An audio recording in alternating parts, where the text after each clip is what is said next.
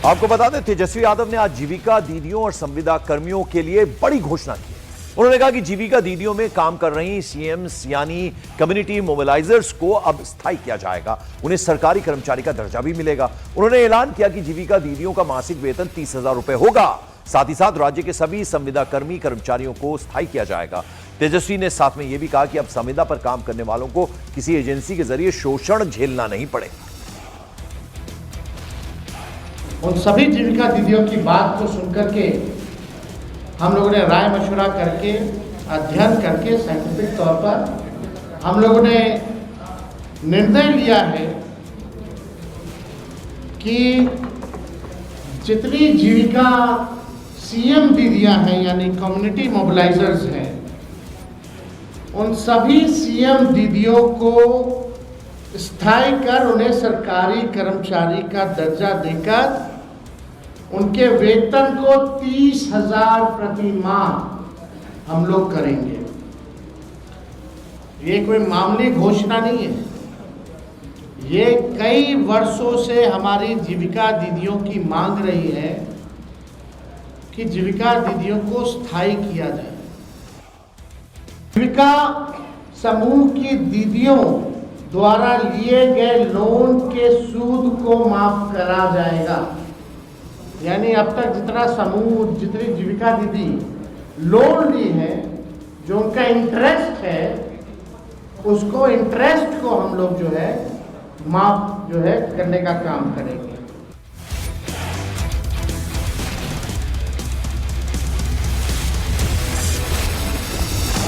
तेजस्वी यादव के वादों की घोषणा आपने सुनी। इस पर सुधांशु त्रिवेदी उन्होंने और साथ ही साथ सम्राट चौधरी, चिराग पासवान ने निशाना साधा। सम्राट चौधरी ने कहा कि 15 साल तक तेजस्वी के माता पिता ने बिहार को लूटा और अब ये नौकरी देने की बात कर रहे हैं। तो वहीं चिराग पासवान ने भी तेजस्वी के वादे पर निशाना साधा है। बहुत जबरदस्त एक्सपर्टीज है गठबंधन में, क्योंकि राजस्थान में जब वो सरकार चला रहे थे तो बहुजन समाज पार्टी के 6 विधायकों ने बिना शर्त समर्थन कांग्रेस को दिया था और वो 6 के 6 हाथी निकल गए थे। तो मुझे लगता है महागठबंधन के सहयोगियों को पूरा संकेत है कि आने वाले समय में कांग्रेस की कारगुजारियां क्या हो सकती है। और मुझे लगता है इस समस्याओं से विचलित होकर, विभ्रमित होकर श्री तेजस्वी यादव अब वो सारी बातें करना शुरू कर दिए हैं जो न सिर्फ उनके दावों की विश्वसनीयता पर प्रश्न चिन्ह लगाती है, बल्कि ऐसा लगता है कि चुनावी प्रक्रिया का माखौल उड़ाती है। पहले कहा कि 2,70,00,000 लोगों को सरकारी नौकरी दे। आज जिस बात की चर्चा वो कर रहे हैं, 15 साल तक उनके पिताजी माताजी ने बिहार को लूटा, बिहार की जनता देखी है। पूरे परिवार ने 1,00,000 लोगों को भी सरकारी नौकरी नहीं दिया। ये पूरा बिहार जानता है। ये लोग गप मारने वाले लोग हैं और ये लोग सिर्फ सपना दिखा सकते हैं। चुनाव के समय याद होता है, चुनाव के बाद याद नहीं रहता। ये लोग सिर्फ लूटने के लिए जाने जाते हैं और बिहार को बर्बाद करने के लिए। जो गठबंधन को नहीं संभाल पा रहे, मेरी तो समझ के परे है कि भाई ये लोग कौन सी दुनिया में ये लोग जी रहे हैं। यहाँ पे आज की तारीख में जब दूसरे चरण का नामांकन हो गया है, इस तरीके की बातें करके अपने बिखरे हुए या कोलैप्स गठबंधन के ऊपर जो ये लोग पर्दा डालने का प्रयास कर रहे हैं, हम जब सरकार में आएंगे, हम जब सरकार में आएंगे, हम ये करेंगे, हम वो करेंगे। प्रभु आप आइएगा कैसे सरकार में? ऐसा गठबंधन आज तक कभी भारत के राजनीतिक इतिहास में हम लोगों ने नहीं देखा, जहाँ पे घटक दल एक दूसरे के सामने है। दूसरे चरण का और फाइनल नामांकन की पूरी प्रक्रिया समाप्त हो चुकी है। उसके बावजूद भी अभी भी नहीं पता कि कौन कितनी सीटों पे चुनाव लड़ रहा है, नहीं लड़ रहा है। एक साथ घटक दल कभी एक साथ बैठे नहीं। बिहार 20 वर्षों में विकास के रास्ते पे तेजी से बढ़ा है। भ्रष्टाचार के प्रतीक, परिवारवाद के प्रतीक तेजस्वी जी हैं। तेजस्वी का पूरा कुनबा, पूरा परिवार और पूरा आरजेडी भ्रष्टाचार और आतंक, उन्माद में, परिवारवाद में विश्वास करता है।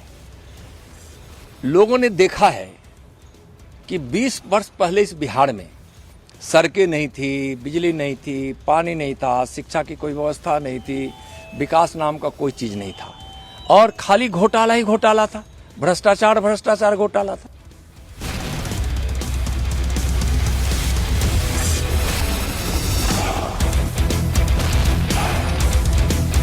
कांग्रेस नेता है तारिक अनवर। उन्होंने कहा तेजस्वी यादव ने हमारी अगली सरकार की योजनाओं की घोषणा कर दी। तारिक अनवर है सर, कई सीटों पे आप लोग के बीच दोस्ताना लड़ाई चल रही है। कल ज्वाइंट प्रेस कॉन्फ्रेंस है, क्या सीएम के चेहरे का ऐलान आपकी पार्टी कर देगी कि तेजस्वी यादव के चेहरे पे ही चुनाव लड़ेंगे? देखिए, अभी ये तो कोऑर्डिनेशन कमेटी की बैठक होगी उससे पहले, और कोऑर्डिनेशन कमेटी में तय होगा कि क्या क्या बात हमको प्रेस कॉन्फ्रेंस में कहनी है और तेजस्वी जी उसको एडजस्ट करेंगे। हमारी तरफ से भी जो लोग जाएंगे, तो मैं समझता हूँ कि आने वाले चुनाव में या चुनाव में क्या हमारा घोषणा पत्र होगा, क्या हमारा एम होगा, वो सारी बातों को उसका खुलासा करेंगे, ऐसा हमको लगता है। आपको लगता है, लेकिन क्योंकि आप बिहार चुनाव पे नजर रखो, आपको लगता है कि तेजस्वी जी के चेहरे को अनाउंस कर देना चाहिए? क्योंकि बाकी जो सहयोगी दल हैं वो मानते हैं कि उनकी तरफ से अनाउंस किया जा रहा है, कांग्रेस की तरफ से नहीं किया जा रहा। तो आपको लगता है कि अनाउंस करने से फायदा होगा? हम लोग इंतज़ार कर रहे हैं कि एनडीए पहले अपने मुख्यमंत्री का चेहरा घोषित करे, तब उसके बाद हम लोग भी जरूर विचार करेंगे।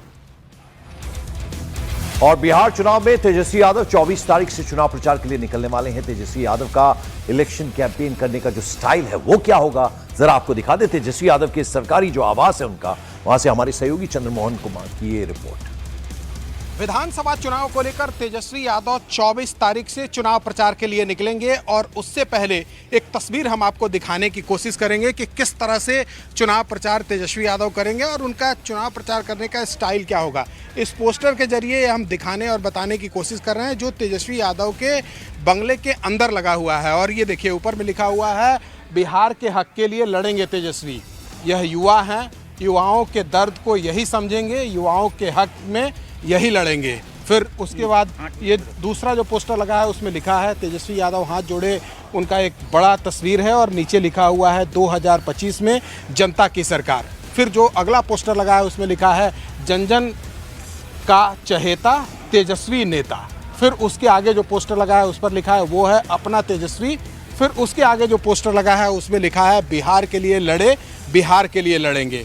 उसके अलावा फिर जो ये सामने आपको तस्वीर एक के बाद एक दिखाई दे रहा है, इसमें एक से एक स्लोगन लिखा हुआ है और इस स्लोगन के जरिए यह समझा जा सकता है कि तेजस्वी यादव का चुनाव प्रचार का स्टाइल क्या होने वाला है। 24 तारीख से वो चुनाव प्रचार के लिए निकलेंगे और उससे पहले 23 तारीख को यानी कल एक महागठबंधन का बड़ा प्रेस कॉन्फ्रेंस होना है जिसमें माना जा रहा है कि तेजस्वी यादव को मुख्यमंत्री का चेहरा ऐलान किया जा सकता है। हालांकि अब तक यह साफ नहीं हो पाया है, लेकिन इन पोस्टर और इन तस्वीरों के जरिए यह समझा जा सकता है कि तेजस्वी यादव का चुनाव प्रचार करने का स्टाइल क्या होगा, तरीका क्या होगा और वो क्या जनता के बीच में लेकर जाना चाहते हैं।